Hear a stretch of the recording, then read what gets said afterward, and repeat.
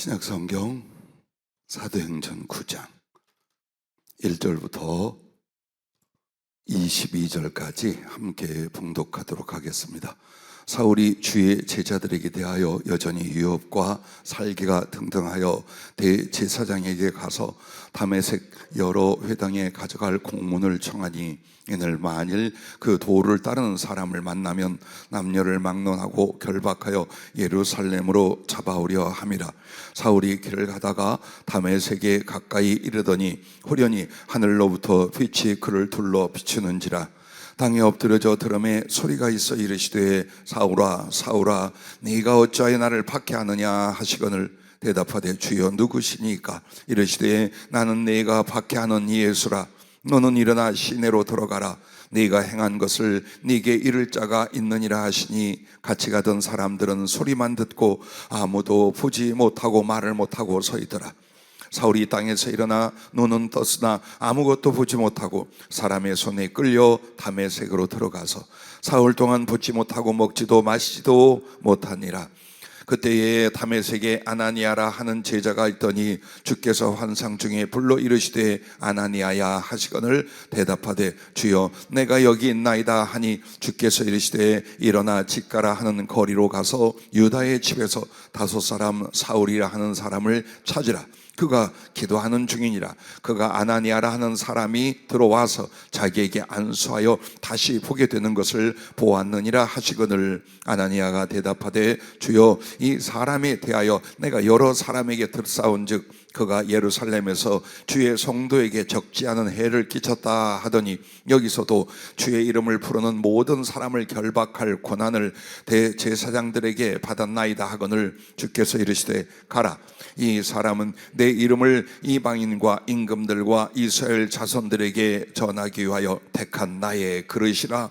그가 내 이름을 위하여 얼마나 고난을 받아야 할 것을 내가 그에게 보이리라 하시니 아나니아가 떠나 그 집에 들어가서 그에게 안수하여 이르되 형제 사울아 주 곧 네가 오는 길에서 나타나셨던 예수께서 나를 보내어 너로 다시 보게 하시고 성령으로 충만하게 하신다 하니 즉시 사울의 눈에서 비늘 같은 것이 벗어져 다시 보게 된지라. 일어나 세례를 받고 음식을 먹음에 강건하여 지니라.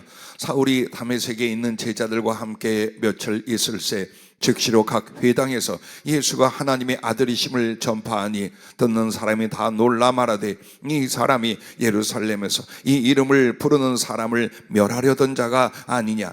여기 온 것도 그들을 결박하여 대제사장들에게 끌어가고자 함이 아니냐 하더라. 사울은 힘을 더 얻어 예수 그리스도를 증언하여 다메섹에 사는 유대인들을 당혹하게 하니라. 아멘.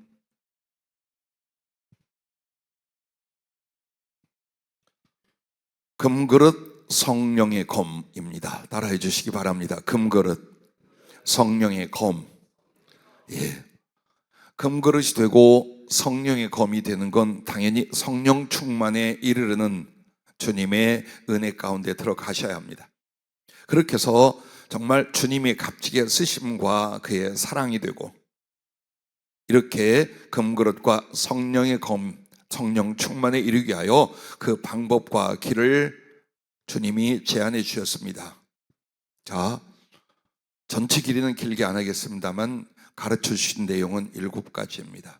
이것은 성령 충만에 이르는 성경 전체의 가르침이며 지금 여러분과 내가 무엇을 만들고 힘써야 되는가를 일러주시는 바로 그 내용이라 하셨습니다. 그리고 이 말씀을 주시고 이 사도행전 9장을 통해서 주님께서 하나하나 적용해 주셨습니다. 맨 처음에 성령의 검이 되고 충만해지고 금그릇이 되는 데는 이 부분이랍니다. 따라해 주시기 바랍니다. 기도는 강하게. 예. 한마디로 기도는 어떻게 되냐? 전심전력으로 할 수 있어야 된답니다. 아직도 여러분이 마음과 체력을 아끼신다면 기도의 깊이와 강한 기도로 안이 들어가셨다는 겁니다. 사도행전 9장 8절부터 12절까지 보면은 사울이 이제 기도를 하게 되는데 부활의 주님을 만난 뒤에 그 빛으로 눈이 멀어버렸어요. 그리고 먹지도 마시지도 아니하며 금식하고 사흘간을 기도합니다. 어떻게 기도했겠어요? 절대절명 혹은 모든 걸 다 바쳐서 자기가 만난 예수님, 그렇게도 핍박하며 악행을 저질렀던 예수님과 그 백성들 앞에 이제 정말 여호와 하나님이 자기가 박해하고 멸시하던 예수, 그 십자가와 부활의 주님이 여호와 하나님이란 걸 보았어요. 어떤 가슴이겠어요? 온 영혼을 쏟고 가슴을 찢으며 3일 금식하고 기도합니다. 그 중심과 기도를 보고 주님께서 아나니아라는 제자를 보내며 그에게 성령을 부어주시고 사명을 주십니다. 기도가 있기 전에는 이런 만남과 부어짐이 여러분에게 절대로 일어나지 않습니다. 그래서 기도는 어떻게 하라고요? 강하게는 전심전력으로요. 그래서 그 모델이 겟세마네 동산에서 체포 직전에 주님이 하던 기도입니다. 얼마나 힘쓰고 애써 부르짖었던지 눈물이 쏟고 땀이 흘러넘쳤습니다. 그런데 거기서 피가 터져 흘러나와 그 땀과 눈물이 피눈물이 피땀이 되어서 적셨습니다. 이것은 그 마음의 힘이 육체의 힘으로 연결되어 쏟아지는 걸 가르쳐 줍니다. 미국에 가 있는 우리 경기 목사가 공부할 때에 제가 미국에 가서 안수를 한 적이 있습니다. 말씀을 나누고 기도하다 안수를 하는데 온몸에 얼마나 힘이 들어가는지요. 눈뿐만 아니라 목과 볼, 얼굴에 실핏줄이 다 터져서 그 주위에 미국 교회에 가는데 후드티를 쓰고 마스크를 쓰고 가리고서 갔어요. 저 상태라면 정말 1시간만 저렇게 기도하면 터져서 피가 나오겠구나 하는 걸 봤어요. 여러분과 나에게 한 번 혹은 주님 앞에 목숨을 건 기도가 필요합니다. 왜냐하면 여러분은 어떤 기도를 하느냐에 따라 이미 그릇이 결정이 됩니다. 기도를 통해 자질구레하거나 필요한 것들이 이루어진 이게 문제가 아니에요. 여러분의 기도의 깊이와 크기가 하나님께서 담아주고 쓰시는 그릇의 결정이에요. 알고 기도하세요. 여유를 갖고 기도하지 마세요. 왜? 여러분의 기도는 주님의 그 은혜와 혹은 성령님과 목숨을 바꾸고자 하는 것이어야 돼요. 그래서 정말 금식을 작정하여 하고 절야 기도를 하고 혹은 어느 기도 속에서 내 생명을 다 하나님께 쏟아붓는 기도가 우리의 삶에 있었던가. 그토록 주님을 사모하며 성령에 잡혀 주의 일을 하겠다는 우리가 생명을 뛰어넘는 깊이의 기도를 한 적이 있던가. 그걸 돌아보십시오. 그래서 주님은 그 시간의 길이를 보지 않아요. 마음을 다하고 목숨을 다하고 힘을 다하는 기도, 이걸 보는 거예요. 왜? 그렇게 기도할 사람은 그 뒤에 그런 중심을 가지고 하나님 앞에 자기를 드리고 하나님께 쓰임받게 돼 있어요. 그런데 기도를 그렇게 못해. 아니, 하려고 아무리 가르쳐도 정말 마음을 다하고 목숨을 다하고 힘을 다하는 기도로 못 들어가요. 왜 못 들어간 줄 압니까? 자기의 자아가 자기를 잡고 있어요. 이론은 알아. 근데 이것조차도 못해요. 내가 소리 지르면 옆에 사람이 듣고 뭐라고 할까? 이것도 걸려, 기도하면서. 이것도 걸려. 그러니 목숨을 다한 기도가 어떻게 나오겠어요? 근데 있어야 돼요. 특히나 그 뒤에 성령이 어떻게 여러분을 붙잡는가를 여러분이 경험하셔야 돼요. 그래야 그 다음에 또 생명을 다하고 마음을 다한 기도로 또 들어갈 수가 있어요. 그 기도 때마다 성령이 부어지고 주님이 나타나고 주께서 길을 열어 이루시는 것을 40년 동안 경험해봤어요. 그래서 여러분에게 혹은 저희 제자들에게 부탁을 해요.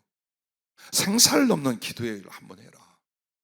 제발 좀 여유 갖고 누리는 기도가 아니라 거의 죽을 각오, 죽었다 살아났다는 기도가 여러분과 나에게 있으라.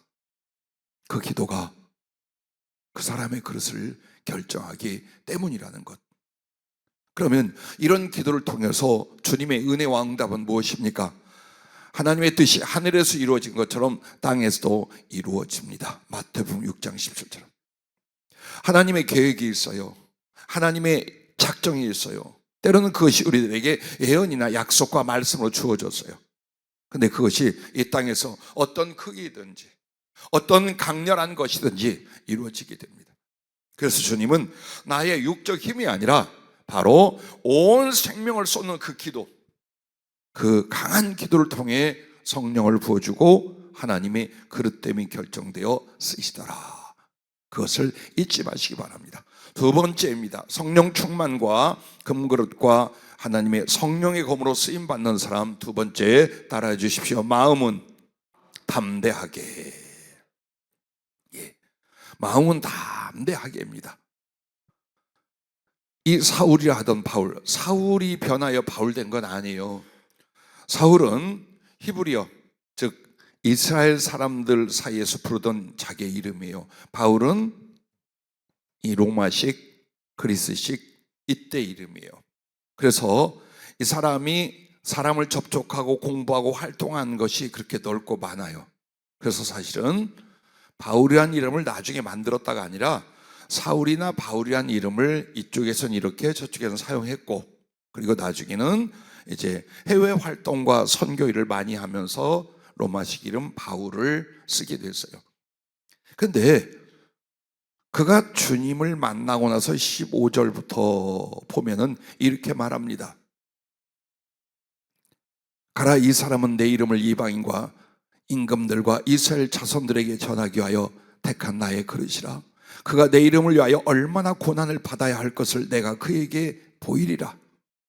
자, 이제 이 부름받은 사울, 바울은 어떤 고난과 위험과 죽음이 도사리고 있는 곳으로 가야 되든지 그걸 가르쳐줘요. 그렇다면 그게 무슨 말입니까? 그의 심령이 얼마나 강하고 담대해야 될 것인가, 또한 그렇게 강하고 담대할 걸 알고 그 사역을 주는 거예요. 심령이 요동하고 연약한 사람은 하나님이 크게 못 써요. 어떻게 쓰겠어요? 다 뒤집는데. 약속을 주거나 성령을 주거나 은사를 주거나 물질을 줬는데 그 다음에 힘들고 어렵고 시험이 오고 갈등이 오면 뒤집어 엎어버려. 그래서 여러분이 기도 다음엔 주님 보시기에 뭐냐? 이 마음이 얼마나 하나님 앞에 담대한가, 반석 같은 믿음으로 강하고 담대함과 견고함으로 서 있을 수 있는가. 그래서 시험이나 시련 속에 들어간다 할지라도 오직 예수 주님을 바라보고 단 하나 말씀밖에 없는데 삶을 헤쳐 환경을 이겨 내게 하신 하나님의 말씀이 그대로 이루어질 줄로 나는 믿노라 하고 전진하는 사람입니다. 바다 위를 걷던 베드로가 그 제자들과 함께 몹시 두려워하게 됩니다. 풍랑이 일어서 그들은 언제 죽을지 모를 상황이 왔어요. 두려움과 고통이 있습니다. 그리고 주님이 오시되 이번에 또 한 번 놀라 그 연약한 심령이 드러나는데 유령인가 하여. 하나님을 믿는 사람, 예수님의 제자들이 바다 위를 걸어온 예수를 보고 귀신인 줄, 유령인 줄 알았더라. 얼마나 당황하고 놀랐는가를 그렇게 말합니다. 그런데 주님이시라 바다 위를 걷게 해달라 걸어가고 있는데 또 한 번 약한 심령이 드러납니다. 강력한 태풍이 부는 소리, 그리고 그걸 바라보는 순간 빠져들어가 죽게 됩니다. 살려달라고 소리질러 주님이 그를 손잡아 배 위로 올랐고 풍랑은 잠잠했어요. 믿음이 적은 자여라고 합니다. 그렇습니다. 놀라는 것, 두려워하는 것, 겁먹는 것, 뒤집어지는 것, 그건 무엇이라고요? 심령 상태, 그 사람의 인격성이라고 보지 않고 주님은 그걸 믿음으로 봐요. 그걸 믿음으로 봐요.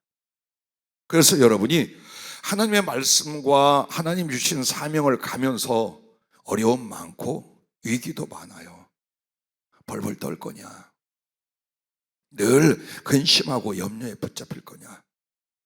혹은 뒤로 물러나고 꽁무니를 뺄 거냐? 아니면 들이받고 나갈 거냐? 이게 중요해요. 환경이나 내가 당할 일이나 사람이나 처지가 아니라 이것이 믿음이고 이것이 하나님의 말씀이고 이것이 하나님의 뜻이다면 목숨을 걸고 관통하려는 강한 의지, 그것이 심령의 담대함이요 견고한 반석 같은 믿음이라. 믿음이 어디로 나타납니까? 우리의 생각과 마음으로 나타납니다. 그래서 여러분의 믿음은 항상 예수 믿어 천국 간다, 이것만 믿음으로 보는 거예요. 그런데 믿음은 삶이에요, 생활이에요, 인격이에요. 여기서 나타나는 거예요. 큰 일을 못합니다. 자주 걱정하고 염려에 빠진 사람은 하나님의 큰 일을 할 수가 없고 영적 전쟁터에 나가 승장이 될 수가 없습니다. 그래서 여러분과 나를 얼마나 많은 위기, 염려, 근심, 걱정, 아픔, 상처 속에서 주님이 내버려 두셨습니까? 그게 아니라 심령을 단련하여 하나님의 정금 같은 믿음으로 세우려고 지금까지 인도해 오신 거예요.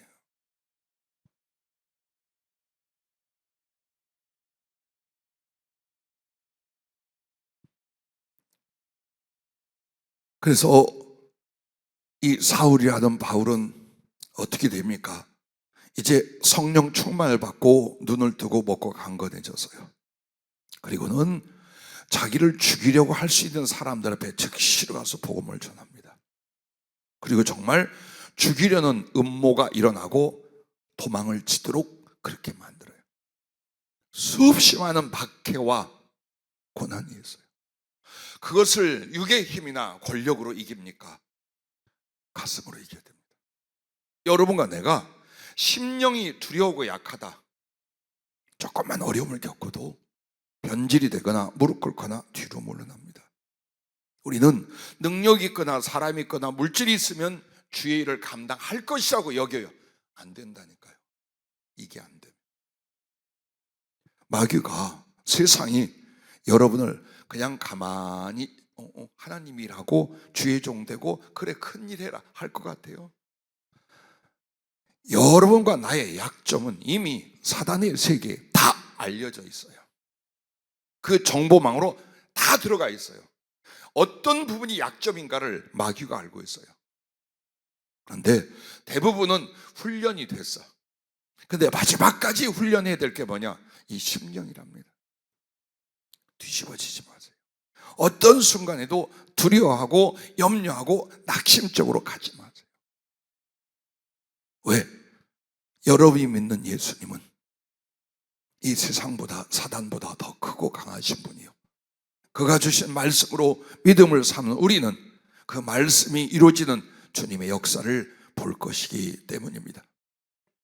이렇게 해서 마음은 담대하게, 결과가 뭐냐? 믿은 대로 이루어지는 겁니다.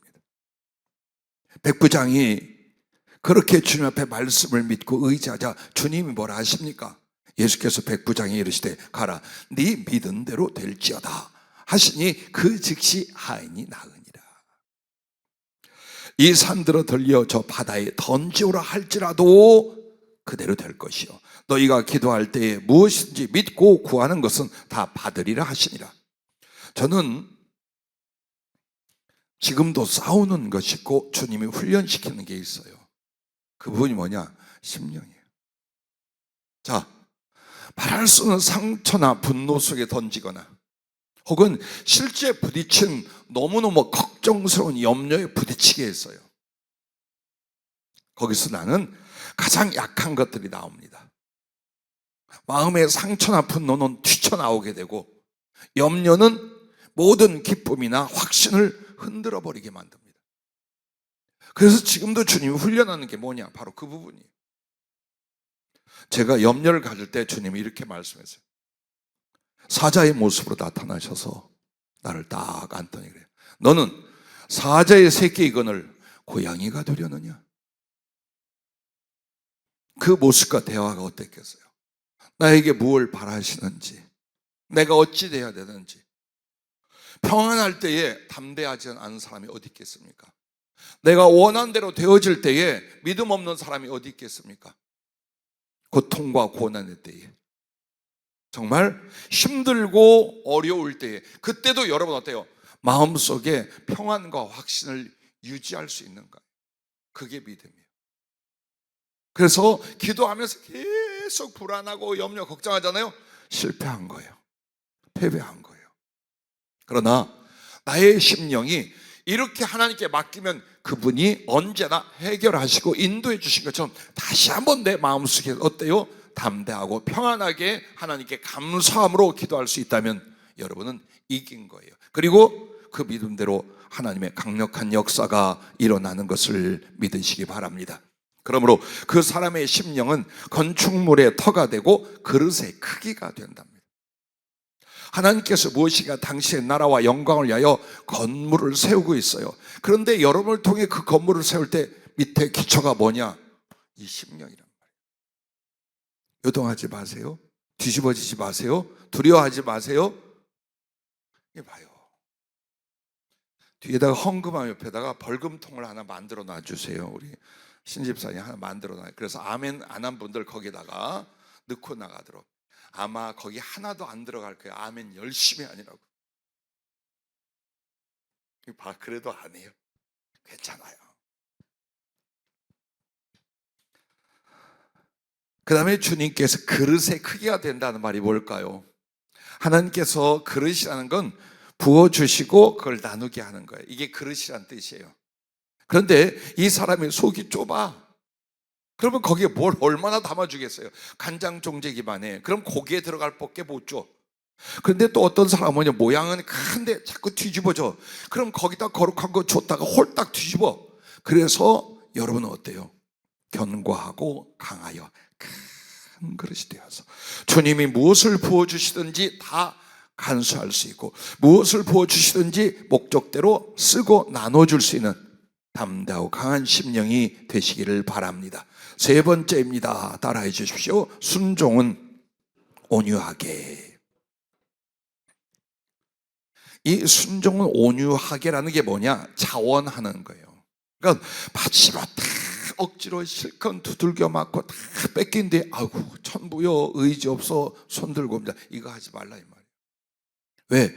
하나님의 모든 말씀은 우리의 복을 위하여, 우리의 하나님의 주신 모든 좋은 것과 복된 것을 위하여 정해준 말씀이에요.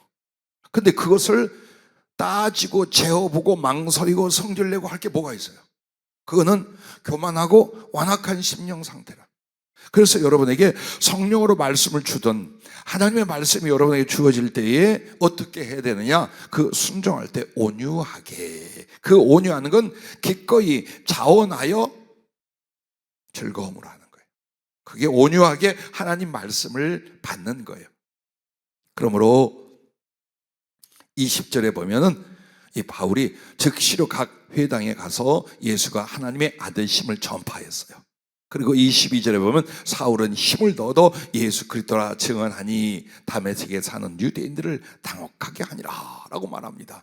자, 내가 만약에 지금 나가서 아무리 예수님을 만났고 성령을 받았지만 내가 예수님을 말하고 전한다면 날 미친놈이라고 안 할까? 더 나가서 패 죽여버리려고 안 할까? 그래서 고민하고 염려하고 망설이고 재어보고 내가 여기 벗어나서 아무도 모르는 데 가가지고 저 아라비아나 저쪽으로 가서 거기 가서 내가 예수님을 전하면 안 될까 할 수도 있잖아요. 근데 안 그랬어요. 예, 할렐루야.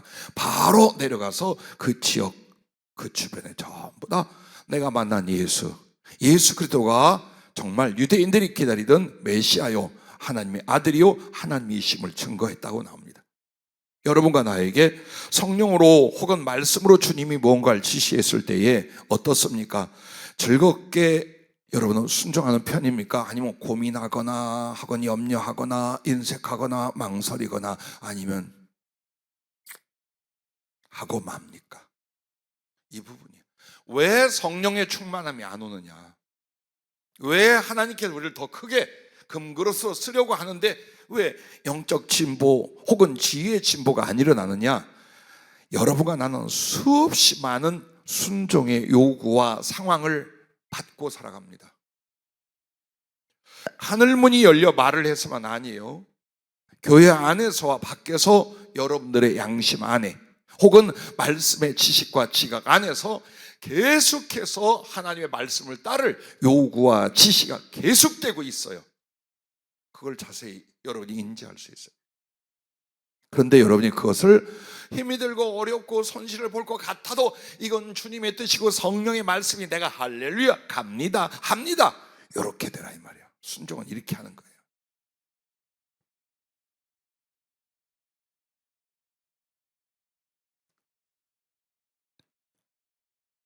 부디 여러분과 내가 하나님 앞에 기꺼이 즐거움으로 그 말씀을 온유함으로 받아 즉시에 순종해 갈 수 있기를 바랍니다.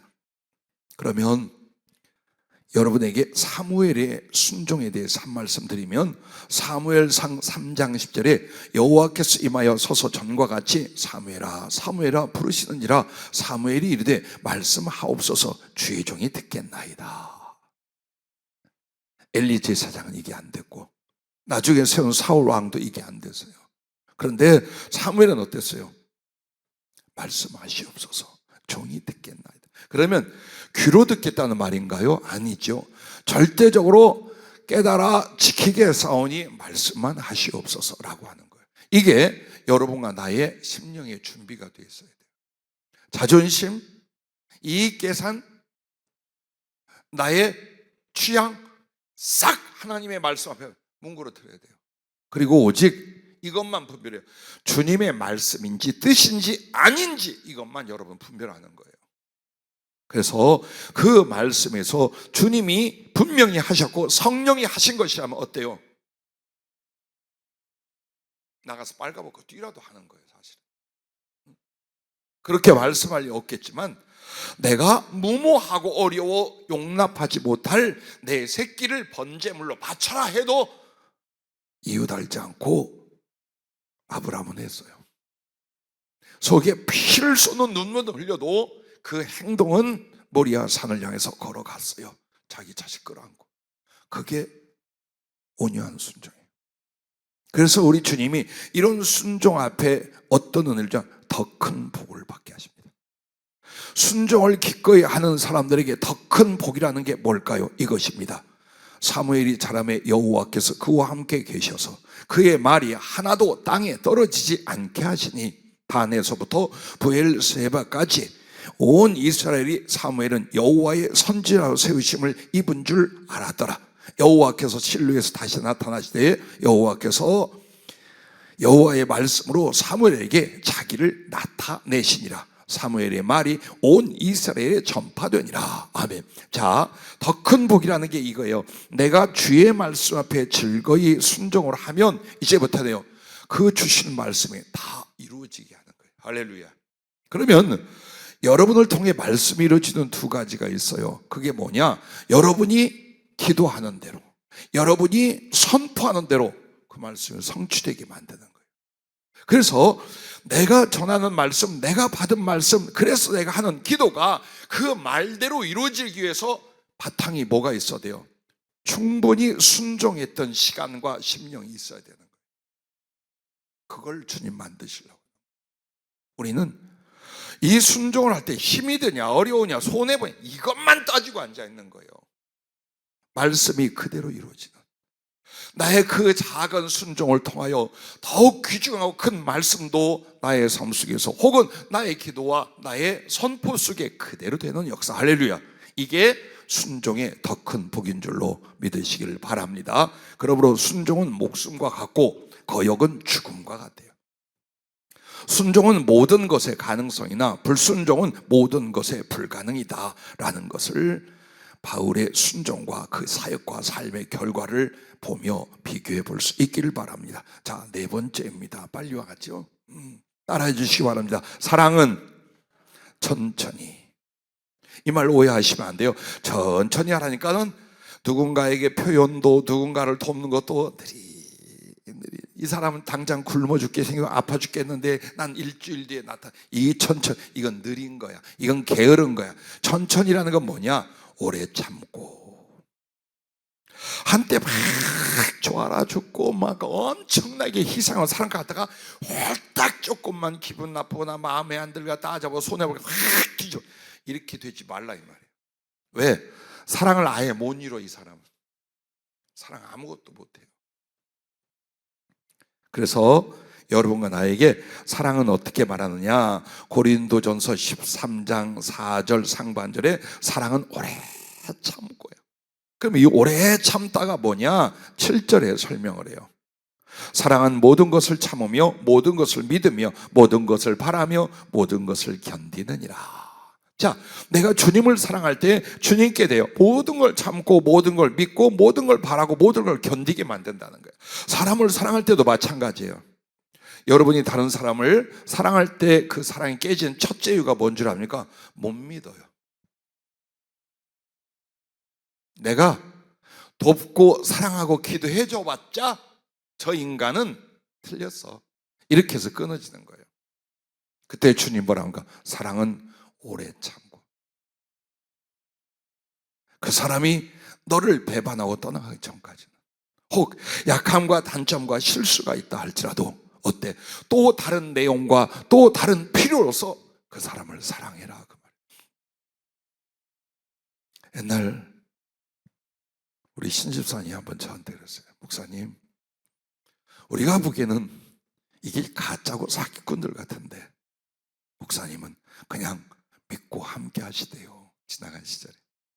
그때 제가 우리 신집사님에게 한 말이 있어요. 예, 목회는 그렇게 하는 겁니다.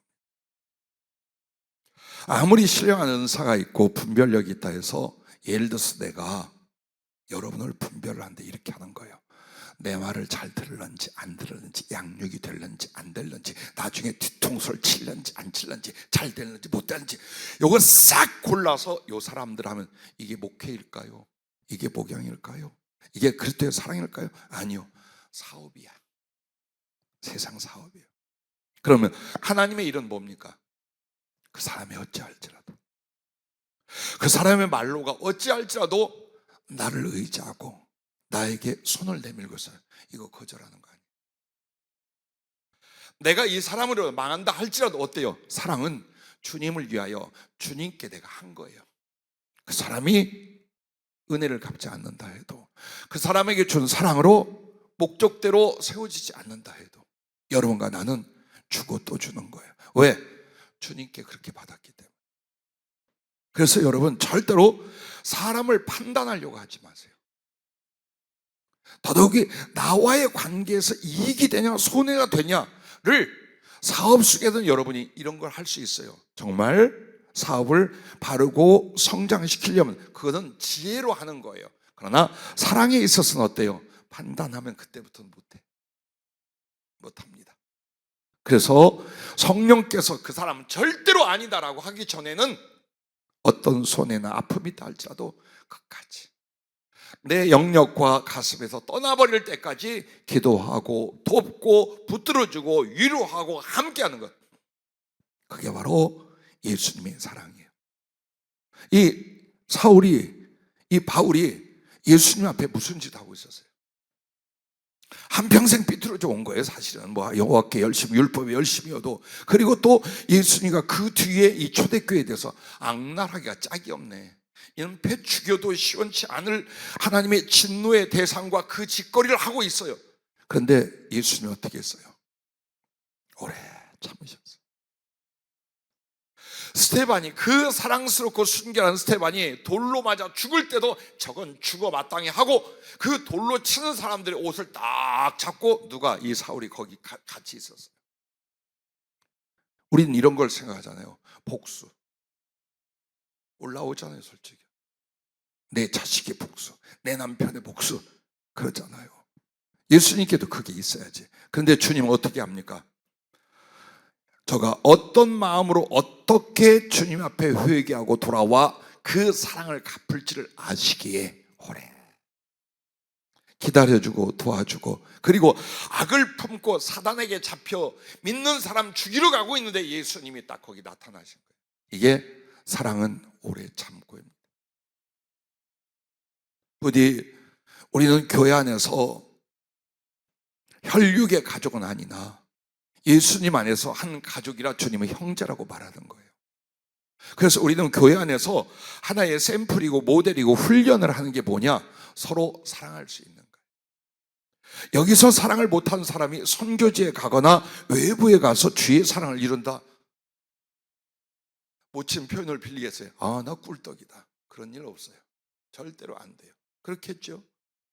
그래서 주님이 우리가 이렇게 만나서 서로를 아끼고 돕고 불쌍히 여기고 허물을 덮어주고 그렇게 해서 어떻게든지 주님의 뜻대로 서서 주님을 향하여 쓰임받고 사랑하러 가는데 서로 협력하고 돕는 거예요. 그렇게 사랑을, 그래서 그 한 인생과 나의 삶의 전체에서 오래 참아 사랑을 이루어가는 거예요. 그래서 이 아나니아도 보세요. 다 알아. 예루살렘에서 어떻게 예수 믿는 사람 잡아 죽였는지 알아요. 그리고 지금 여기도 왜 오는지를 알고 있어요. 그런데 예수님이 더 기도하는데 나타난 아나니아야, 아무개를 찾아가서 안수해라. 주님, 이게 무슨 말씀이십니까?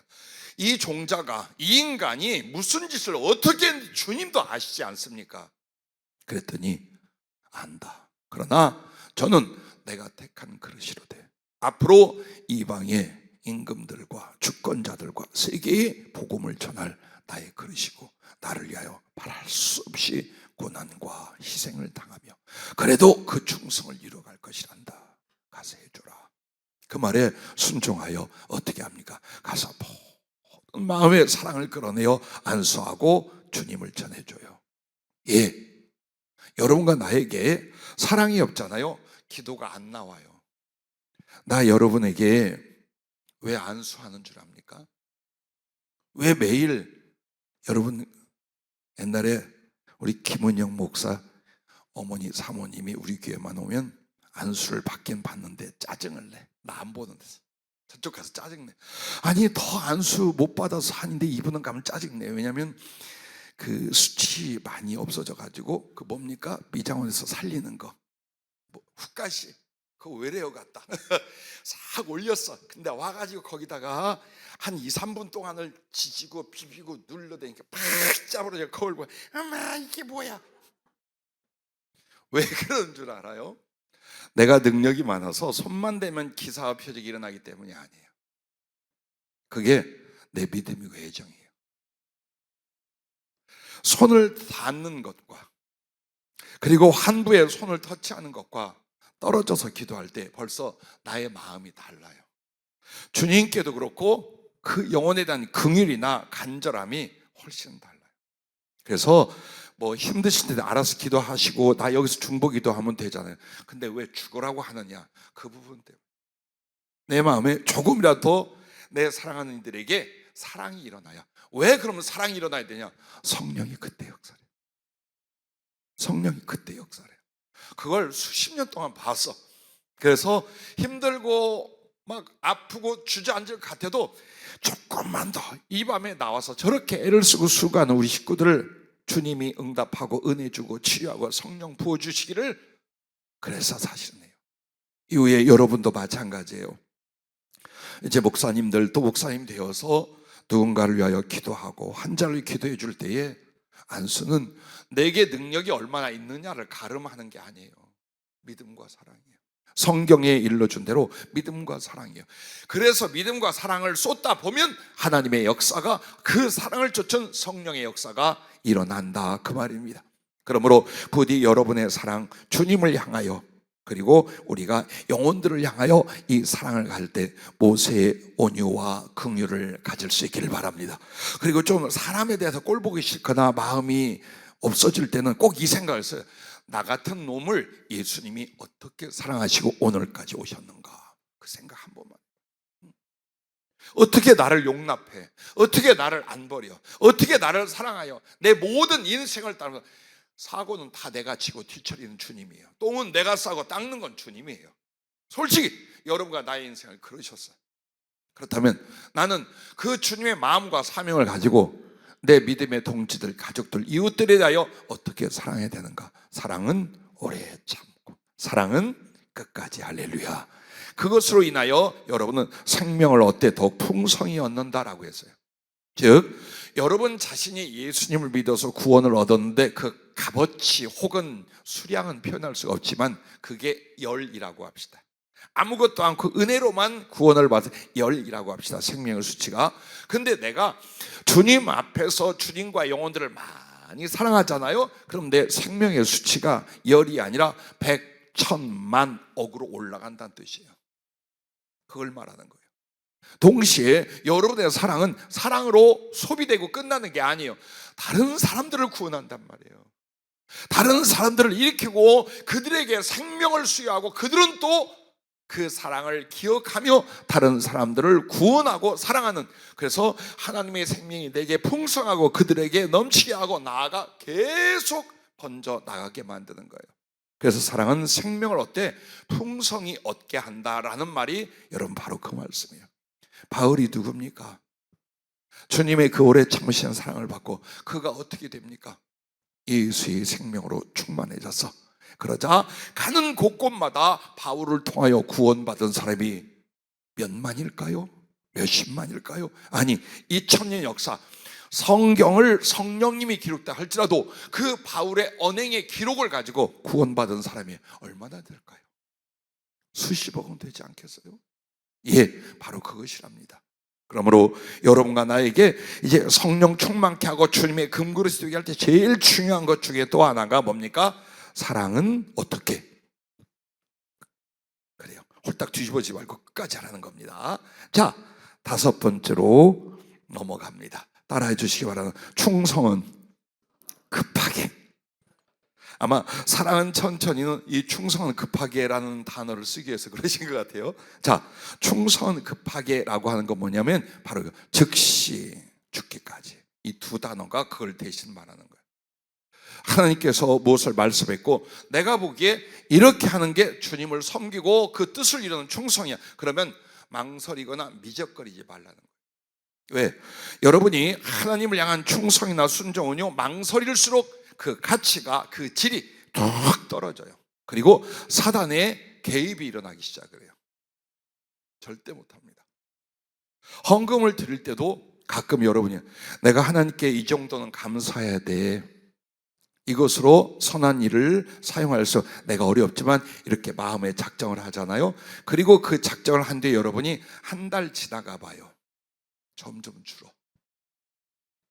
그런데 내가 써야 될 것이 있어, 우리가 염려하는 부분이 있어, 이게 자꾸 와요. 그러다가 나중에 조금 더 형편이 좋아지면 그때 가서 하지 하고 딱 해요. 누가 이겼어요? 성령은 거스리고 저 왼수가 이기게 만드는 거예요. 그러면 여러분의 마음이 본래 악해서 비겁해서 그런 일이 아니, 지체되면 그래요. 망설이고 지체되잖아요. 반드시 사단의 개입이 우리에게 일어나게 돼요. 그래서 하나님의 뜻이요, 그것을 섬길 충성이란 그냥 바로 하는 거예요. 하나님의 권능과 능력의 역사가 일어나요. 우리에게 이런 말은 주님 앞에 하지 말아요. 나중에요, 좋아지면은요, 내가 잘 되면은요, 내가 커지면 그때 가서 하겠습니다.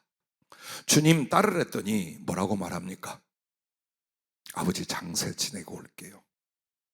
소를 샀으니 시험해 봐야 되고, 장가 갔으니 아내를 기쁘게 해야 되고, 예, 아무도 그 하나님의 나라와 충성을 위하여 부름에 대하여 그들은 어때요? 마음속에서 노한 게 아니에요. 망설이고 지체하다가 모든 기회를 다 날려버리고 잃어버리는 거예요. 그러므로 충성은 급하게 하는 거예요. 그리고 급하다 못해 나중에 어떻게 되냐? 죽기까지예요. 계시록 2장 10절에 뭐라고 말합니까? 너는 장차 받을 고난을 두려워하지 말라. 볼지어다 마귀가 장차 너희 가운데서 몇 사람을 옥에 던져 시험을 받게 하리니 너희가 10일 동안 환난을 받으. 여기서 10일은 잠깐 동안이라는 거예요. 보세요. 언제 이 환난이 끝나날 것 같지만 그것은 하나님 앞에 10일 정도라는 거예요. 환난을 받으리라. 네가 죽도록 충성하라. 그리하면 내가 생명의 관을 네게 주리라 라고 말씀을 합니다. 그러므로 여러분과 내가 주님 때문에 그렇게 살고 주의를 하다가 힘들거든 여러분 이렇게 말해 주시기 바랍니다. 따라해 주시면 고맙겠습니다. 아직 나는 안 죽었어. 죽기까지 한다고 그랬잖아. 네? 여러분과 내가 은혜 받았을 때 분명히 목숨을 바쳐서 주의를 하고 주님 위해서 나를 드린다 했을 거예요. 한 번도 이 기도를 안 해본 사람 손도 들지 마. 들기만 해봐봐. 없잖아요. 다 했잖아 전부 다. 그러면 어때요? 정말 힘들어. 너무 어려워. 한 번만 내가 망설였다가 나중에 좀 잘했으면 좋겠 상황이 와. 그때 여러분 이렇게, 너 아직 안 죽었잖냐. 주님 위해서 충성해서 아직 안 죽었잖냐. 힘들어하지 마라. 하자, 가자. 여러분, 그것입니다. 그게 바로 그 심령이, 그래서 일어나는 그 힘이 바로 주님이 기뻐하는 충성임을 믿으시길 바랍니다. 주님의 제자들 불렀을 때에 곧이라는 단어가, 한마디로 불렀더니 즉시로 그물이랑 배를 던져주고 주님을 따라가요. 그리고 3년 내내 훈련받은 게 뭐냐? 가하면 바로 가는. 누가 그러더라고요. 주님이 그 제자들 전도 여행 파송할 때 있잖아요. 참 나를 다 간수하고 축복하고 막 이렇게 보낸 줄 알아요. 제게 주신 말씀은 그게 아니었어요. 뺨 맞았답니다. 여러분, 격투기 선수나 이 선수들 나갈 때에 스마일 안 해요. 빡 칩니다. 더군다나 누가 잘 맞느냐? 역도 선수들. 정신 번쩍 차리고 빡 쳐서 내보내면 남들이 보면 폭력이에요. 주님께서 여러분과 나를 위하여 충성의 길을 가게 할 때에 그저 부드럽게 기다려주고 어울러주고 위로하고 이렇게 가게 하지 않아요. 심장에 피를 쏟게 만들어요. 주께서 어떻게 십자가를 지시고 어떻게 나를 위하여 그 심장을 찢어냈는지 그 생각만 하게 합니다. 육신과 물질 현실을 보면 아무도 주님께 대해 진정한 충성 못합니다. 항상 마음속에 그 다짐을 하세요. 이 충성 내가 지금 안 하면 다른 사람에게 넘어간다. 예, 다른 사람에게 넘어가요. 그래서 없는 사람은 그 있는 것까지 빼앗기고 있는 사람은 받아 풍족하게 될 것이다. 그게 충성이에요. 그러므로 오늘 아주 작은 섬김의 일들 하다못해 교회 바닥 청소하는 것에서부터 시작하여 복음 전하는 일, 세계 선교를 감당하는 모든 일에 할 수만 있으면 여러분과 나는 즉시 강력하게 언제까지? 죽기까지 충성할 수 있기를 바랍니다. 그러면 이렇게 작은 일에도 바로바로 행동하고 최선을 다하잖아요. 그 사람 그거 보고 그 뒤에 큰 것을 맡겨요. 이게 여러분 복된 비밀이에요. 내가 오늘 정말 하찮은 일 같고 누구나 할 수 있는 일 같은데도 주여 하면서 이 봉사하고 충성하잖아요. 그럼 주님이 그걸 보시는 거예요. 그 신실함을, 그 충성됨을 보고 그 뒤에 더 큰 것을 맡겨주시는 거예요. 능력은 여기에서 오고 물질의 권세도 여기에서 오고 사역과 사업의 크기도 여기서 오는 거예요. 그러므로 낙심하지도 말고 멈추지도 말고 꿈을 저버리지도 말아요. 정말 오늘 내가 내 힘껏 작은 일에 충성해서 주께서 나를 보시고 큰 것을 맡겨줄 때까지 최선을 다해갈 수 있기를 바랍니다. 자, 충성됨은 그에게 주께서 금관에 성령의 검을 주시고자 예비하는 이유랍니다. 즉 앞으로 여러분에게 성령 충만을 준다, 하나님의 보좌를 준다, 혹은 많은 물질과 사업을 준다 할 때 뭘 보고 주느냐 이 말이에요. 말을 보고 주느냐가 아니에요. 여러분의 작은 일에 충성하는 그걸 보고요. 기도도 그 작은 일에 먼저 번의 충성이에요. 요걸 빼고는 없어. 그 다음에 그 실무에 맞는 작은 일에 충성을 한다면 거기에 맞도록 우리 하나님이 더 크게 부어주고, 그리고 나중에는 최고의 그릇으로 최고의 영광과 능력으로 쓰신다. 그걸 준비해 주신다는 겁니다. 자, 이제 6번째 거의 끝나갑니다. 따라해 주십시오. 소망은 높게. 예. 이 말은 여러분이 주님 앞에 꿈을 갖고 비전을 갖고 기도를 하는데 요만해져 가지고 할 거냐, 엄청 크게 가질 거냐, 바로 그 부분입니다. 한번 기도하고 내 생명과 삶을 쏟아붓기 위한 내 하나님을 향한 비전이나 꿈, 그리고 기도의 제목은 뭔가 한번 보세요. 이제 한번 보세요. 여러분은 그 이상을 넘어가지 않아요. 이후에 대박은 없어요. 요행도 없어요. 재수도 없어요. 내가 하나님께 뿌린 것을 다만 30, 60, 100배로 거두는 이게 진리예요. 그래서 여러분에게 주님을 향한 사랑과 충성의 꿈이 없어. 그래서 그것을 따라 그런 크기와 깊이의 기도가 없어. 그럼 없다. 끝난 거예요. 없어. 뒤는 없어요. 생각해봐요. 어떻게 뒤가 있겠어요? 응? 안 일어나요. 그래서 지금 여러분과 나는 내 주제가 어떻고 처지가 어떻고 이걸로 따지는 게 아니에요. 왜? 내가 진실하다면 나의 기도는 그분이 이루어 주실 거예요. 나의 꿈은 그분이 이루어 주실 거예요. 나는 오늘 믿음 안에서 어떤 소망과 비전을 그리고 기도를 갖는가 여기에 달려 있어요. 그래서 여러분이 그냥 오늘 일용할 양식을 주시옵시고 이게 나의 기도고 나의 비전이다. 그럼 여러분의 집에는 밥그릇 2개면 돼. 쌀 이쪽에 한 봉지면 돼요. 주님이 그렇게 기도했으니까 그래 내가 매일 니네 집에 쌀 한 봉지 줄게. 힘들어 김치도 줄게. 이러고 말아요. 그런데 만약 여러분이 주님을 따라 나오는 수천 명, 2만 명, 3만 명인데 주여 어찌하오리까? 내가 가진 것은 물고기 2마리, 보리떡 100개밖에 없습니다. 이거라도 주 앞에 드려오니 주여 저 수천 명, 수만 명을 살릴 수 있도록 내게 능력을 주십시오. 기회를 주십시오. 자, 이게 소원이고 기도예요. 그러면 내가 가진 건 한 끼뿐이 없어. 그러나 주님이 주신 건 몇만 명을 먹여 살릴 수 있는 그 능력, 그 열매를 주시는 것입니다. 어디에다가 여러분이 뜻을 맞추고 있는가를 보세요.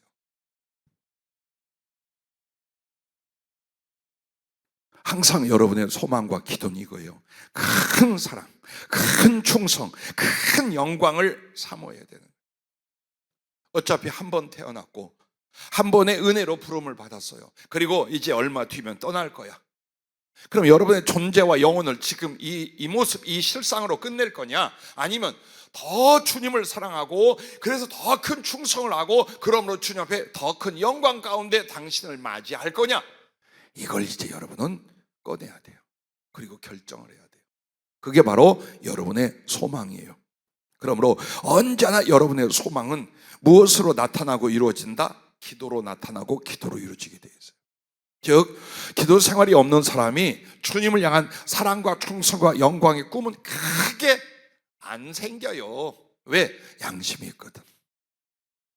안 생깁니다. 그런데 희한하게도 말씀 잡고 기도하고 그 기도 속에 자꾸 성령님의 은혜를 받잖아요. 주님의 사랑을 경험하잖아요. 아무것도 없는데 주님 누구보다 더 사랑하고 싶고 그 사랑을 이런 충성을 위하여 이런 삶과 이런 일을 하고 싶고 그래서 예수님 곁에 머물고 싶어져요. 이게 와. 그래서 그 꿈을 갖고 그 구체적인 계획을 갖고 죽기 살기로 기도한다면 여러분의 그 큰 소원대로 주님이 채우시고 사용하여 주실 줄로 믿습니다. 만약 사울이라는 이 바울에게 나 이제 그동안 참 많이 그리고 지금 이렇게 주님을 만났던 사울이 젊은 청년이 아니에요. 그 청년이라는 말은 이렇게 나온 거예요. 나시린들을 당시 결혼 안 한 독신으로서 청년이라는 말을 썼어요. 근데 그때는 이미 다 무너져서 결혼했어. 그치? 우리가 생각하는 20, 30대의 사울이 거기 있었던 게 아니에요. 그럼 나이가 얼마큼이냐? 70이 넘었었어요. 아내도 있고 자식이 한 3명 정도 있었어요. 그러면 그가 한평생 하나님을 알고 섬기겠다 공부하고 율법을 연구하고 애를 쓰고 수고했어요. 근데 항상 이 마음은 왠지 아프고 비틀어지고 영 죽겠어.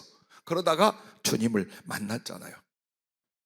그러면 이제 이 마음 속에서 어때요? 그저 이제 됐어.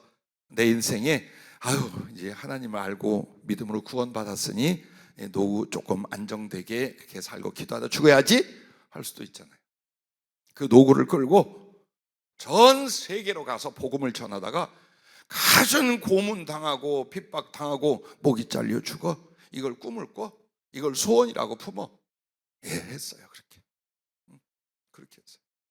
그래서 그가 이단이니 사도가 아니니 할 때 그는 이렇게 말했어요. 이유는 나를 괴롭게 하지 마라.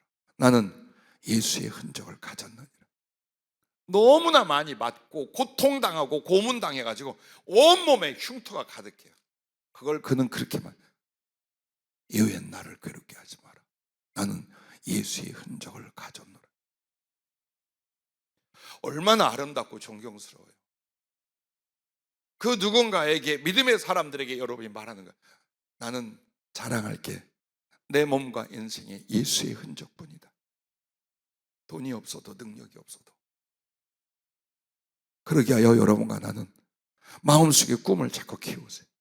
더 사랑할 수 있는 게 뭐며, 그 사랑을 위한 충성의 사역과 사업은 무엇이며, 어떻게 했으니 내가 이 사랑의 진실을 이루고 주님 곁에 올라가야지. 그렇게 해서 기도하고 여러분이 이것만 통과하면 돼요. 너 그 기도와 소망이 진실이냐? 주님 보시기에 그래, 아멘, 이러구나. 너 이쪽이야. 그때부터는 이루어져요. 근데 왜 안 이루어지고 죽느냐? 그게 기도고 소원인 것 같으나 더 다른 소원이 커. 더 다른 욕망이 있어. 그래서 이렇게 하나님께 기도하고 계획을 세운 것 같지만 다른 쪽에 마음이 가 있어요. 그 사람의 소원과 기도는 성취가 안 되게 돼 있어요. 그것뿐이에요. 그래서 하나님을 향하여 소망을 가질 때 유일한 소원, 가장 강력하고 쏟아붓는 기도, 다른 것은 희생하고 제어할 수 있는 용기, 여러분과 나에게 크게 필요해요. 가끔 이런 생각들 안 하셔요? 난 목사로서 다시 돌아오고 뭐냐, 내가 만약 일찍이 준비하고 공부하고 연결해서 사업을 했더라면 아무리 못해도 지금보다는 경제적으로 더 잘 살고 내 자식들이나 혹은 교회에 섬기는 것도 하며 그런 집사나 장로로 살 수 있었을 거예요. 근데 아무리 천번 만번을 생각해도 이런 예수님의 은혜와 진리를 깨달음과 성령으로 주님과의 사랑은 안 이루어졌을 것 같아. 그리고 또 하나 생각하면 난 사업에 재능이 없는 것 같아. 그래서 교회도 여기다 세웠지. 조금만 재능이 있고 안목이 있으면 여기다 안 세웠지. 구목사님과 나는 사업에 재능이 없어. 그때 그게 너무 감사해. 왜? 돌아갈 곳이 없어. 주님과 주의종으로 사는 거에 돌아갈 것이 없어. 오늘 여러분과 나, 우리 인생에서 행여 이 길로 갔더라면, 저렇게 살았더라면 더 행복하고 더 잘 살았을 수 있을 수도 있어요. 그러나 그걸 희생시키는 거예요. 더 거룩한 꿈을 위하여, 더 높은 주님에 대한 사랑의 소망을 위하여 버릴 수 있어야 돼요. 포기할 수 있어야 돼요. 그리고 미련도 안 가져야 돼요. 그렇다면 그 진실을 보고 주님이 여러분의 기도와 소망을 넉넉히 이루어 주실 줄로 믿습니다.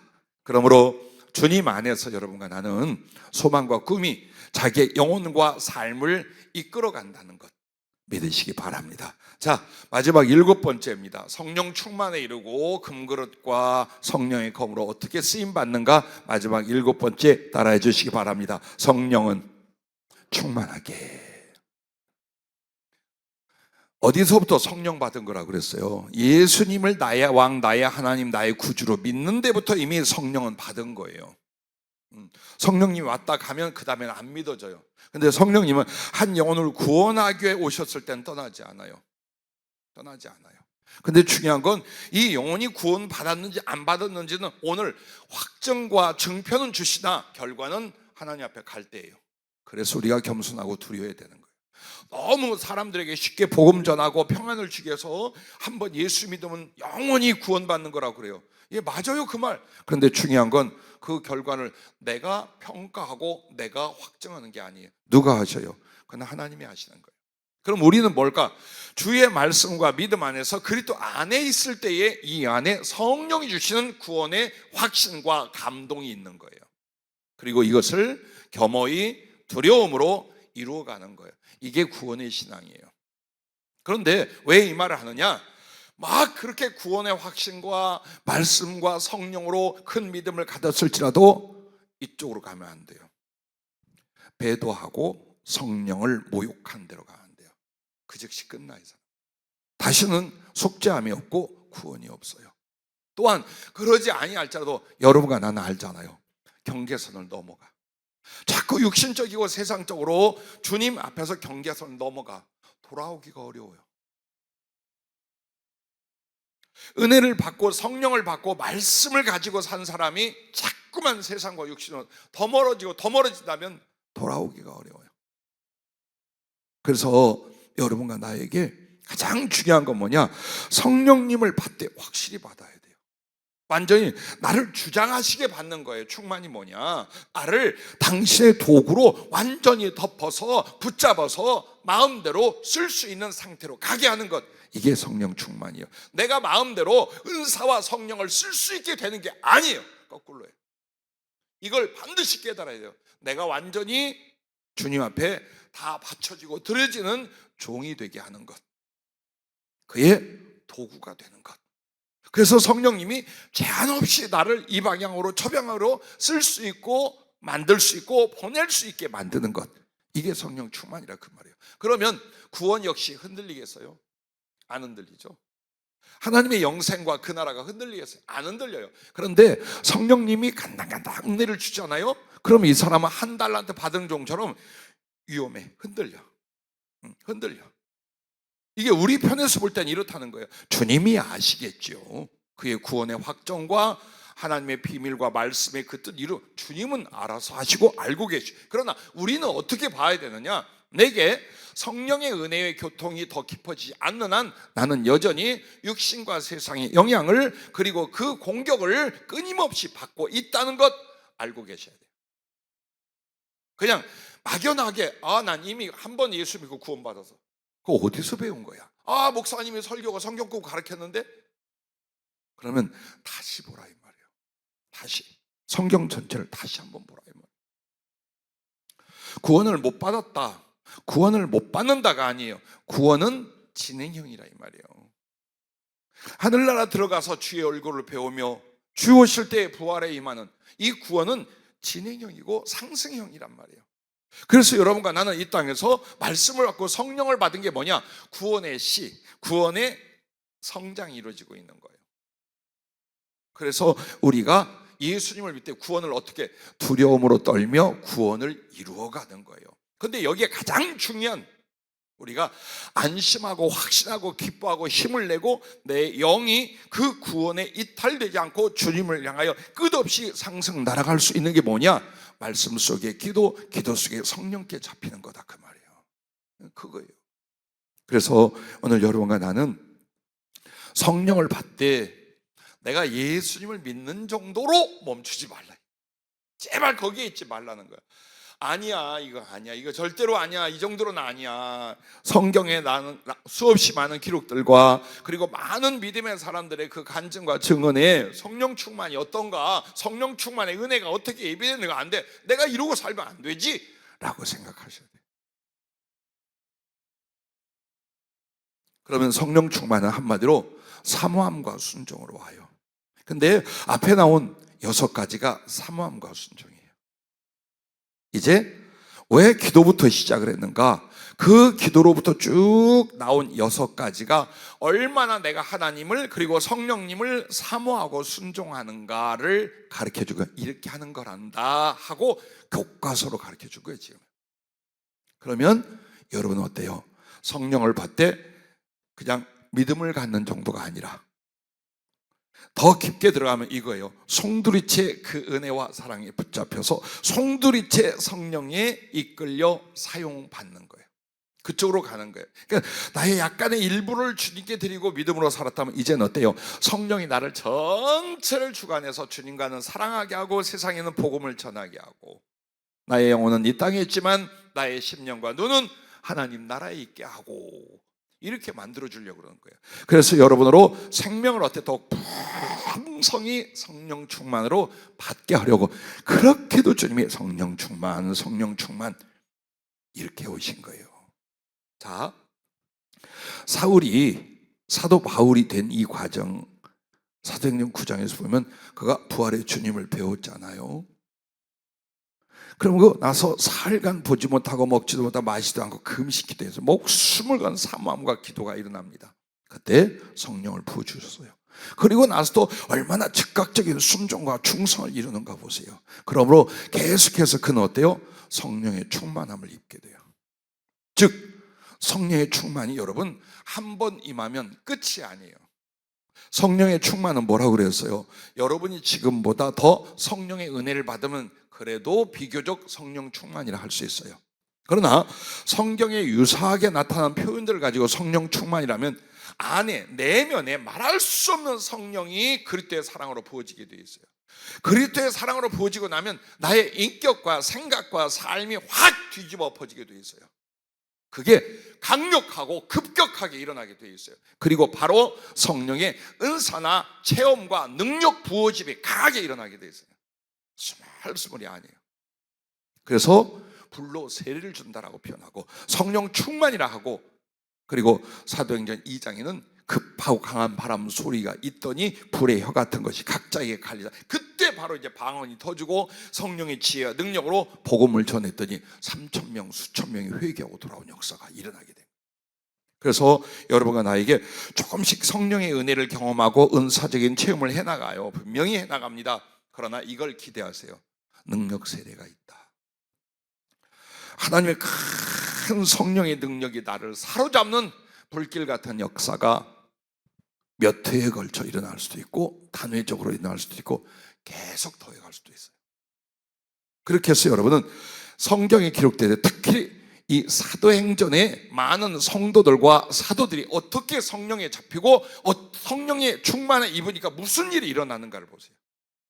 그리고 그걸 사모하세요.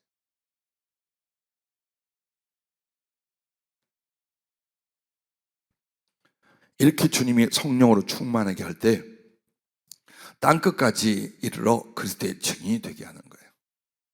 근데 오늘 기도하며 주님께 이걸 배웠어요. 땅끝까지 이르러 그리스도의 증인이 된다라는 사도행전 1장 8절의 말씀은 가까이에서 점점 전 세계를 향하여 선교를 하는 걸 말해요. 근데 주님이 저한테 이런 말이에요. 땅끝이 바울에게는 로마와 스페인 쪽이었으면 지금은 지구 어디든지이다. 그러나 결국 땅끝은 어디냐? 이 세상이 아니라 나의 나라와 내 보좌 앞이다.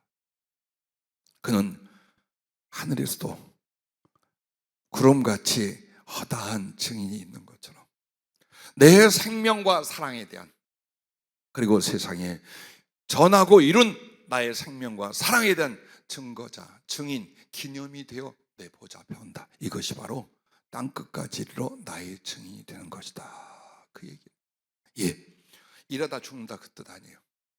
땅끝은 오늘 지구 전 세계 어디든지 우리가 가서 복음을 전하고 하나님의 선한 일을 해야 돼요. 그러나 우리에게 땅끝은 예수님 앞이에요. 그렇죠? 주님 보좌 앞이에요. 거기 가서도 이 사랑의 증인이고 주께서 우리를 어떻게 사랑을 쓰셨는가의 증인이고 세상에 하나님이 무엇을 하셨는가에 대한 증인이고 당신의 기념이 되어 그 앞에 있게 될 줄로 믿습니다. 하나만 여러분에게 말씀드리고 저버려 하는데, 성령 충만은 비행기와 같고 그렇지 못하면 나방과 같다. 며칠 전 기도하다가 요새 우리 에스더 강사가 더 이렇게 성령에 잡히고 눈이 깊게 열려져 가요. 목사님, 이렇게 힘든 비행기가 있는데 그 안에 들어가 이렇게 창문으로 이렇게 내다보는데 어둡고 더운데 나방 2마리가 왔다 갔다 해요. 주님, 이게 무슨 뜻이에요? 아니, 왜 성령님은 보여주고 말씀 준데 이렇게 수수께끼를 하는지 몰라요. 주님이 그러시는 거예요. 하나님의 사람이 하늘나라를 가고 혹은 하나님의 일을 할 때에 이 어두운 천지에 나방이 날아다니는 것 같다. 스스로 한다면. 그런데 성령께 잡히는 성령 충만 무엇이냐? 큰 비행기를 타고 하늘을 날아 목적지를, 그것도 수없이 많은 사람들을 데리고 가는 거예요. 그게 성령 충만이에요. 정말 힘들고 온 밤하늘에 갈 바도 모르고 애쓰고 노력하는 나방과 같이 신앙생활을 하겠느냐? 주님이 기장 되셔서 모든 걸 용납하고 모든 걸 그 안에 싣고 그 목적지로 강력하게 엔진으로 날아가는 여객기가 되겠느냐? 이게 성령을 충만히 받느냐 못 받느냐의 차이라고 주님이 이런 표현을 주셔요. 부디 바울처럼 금그릇이 되기를 바랍니다. 그리고 성령의 검이 될 수 있기를 바랍니다. 그리고 우리 정말 여러분과 내가 다 성령께 잡혀서 10명, 70명, 100명, 700명이 된다면 아마 이 세상을 바꿀 거예요. 이 세상을 뒤집어 볼 거예요. 12명, 13명이 그렇게 했습니다. 많게는 120명, 500명, 1000여 명 정도가 주님 당시 그 자기들의 시대에 세상을 바꿨습니다. 여러분과 나도 그래요. 반드시 하나님의 자비와 선한 일을 해나가야 됩니다. 그리고 성령의 나타남과 능력으로 이 십자가의 복음을 전해야 됩니다. 그게 급속하고 강력해서 서쪽으로 갔다가 동쪽으로 갑시다. 그리고 남쪽으로 갑시다. 만약 북쪽을 허락 안 하면 하늘 북쪽으로 올라갑시다. 할렐루야. 기도하겠습니다.